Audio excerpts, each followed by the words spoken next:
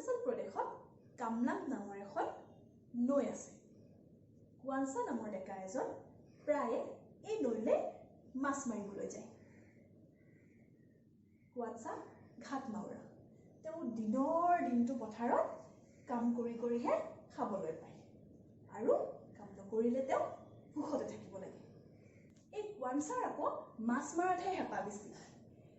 এদিন তেওঁ এই কামলাং নদীত এখন দলঙা পাতি থলে আৰু গধূলি গৈ তেওঁ সেই দলঙাখন চাই দেখিলে তাত এটা সৰু মাছ আৰু এটা ডাঙৰ মাছ উঠিছে। অচিনাকি মাছকেইটা দেখি কোৱানচা আনন্দত জঁপিয়াই উঠিল। বিশেষকৈ ডাঙৰ মাছটো দেখি তেওঁৰ চকু থৰ লাগিলে। তেওঁ মাছ দুটা ঘৰলৈ লৈ গ'ল।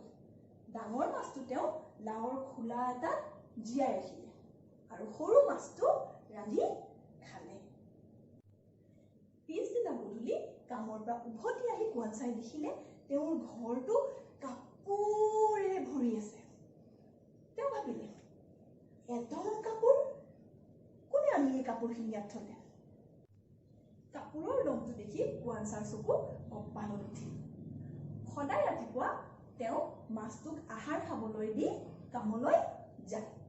আকৌ উভতি আহি তেওঁ দেখে তেওঁৰ ঘৰত বাৰে বৰণীয়া কাপোৰৰ দম। এদিন ৰহস্য ভেদ কৰিবৰ কাৰণে কোৱানচাই কামলৈ নগৈ ঘৰৰ ওচৰতে লুকাই চাই থাকিল। কোৱানচাই দেখিবলৈ পালে মাছটোৱে লাহেকৈ নিজৰ ৰূপ সলনি কৰি এজনী ধুনীয়া ছোৱালী হ'ল।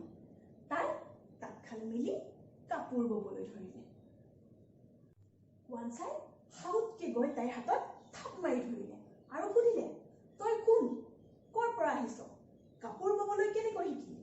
আৰু এই ফুলবোৰৰ নমুনা তই ক'ৰ পৰা পালি? থতমত খাই ছোৱালীজনীয়ে ক'লে, মই হাবৰুমু ফৈদৰ ছোৱালী হাবৰুমাই, ঘৰ কামলাং। আদি মানৱী নিমকেই মোক শিপিনী হ'বলৈ কোৱাত মই কাপোৰ ববলৈ আৰম্ভ কৰিলোঁ।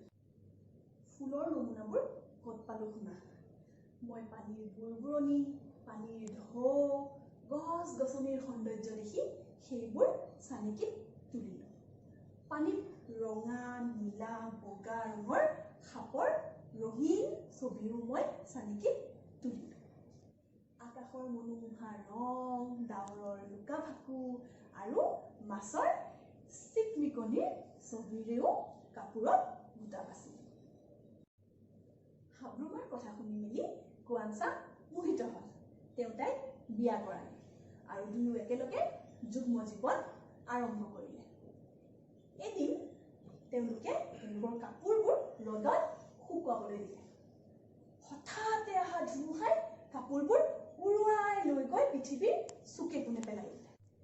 যিবোৰ ঠাইত কাপোৰবোৰ গৈ পৰিল, সেই ঠাইৰ মানুহবোৰে তেতিয়াৰ পৰা কাপোৰ ববলৈ জনা হ'ল।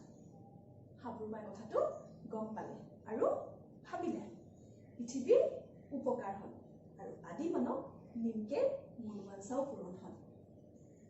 গতিকে শিশুসকল, আশা কৰিছোঁ তোমালোকৰ এই ষ্টৰী টেলিংটো নিশ্চয় ভাল লাগিলে। ধন্যবাদ।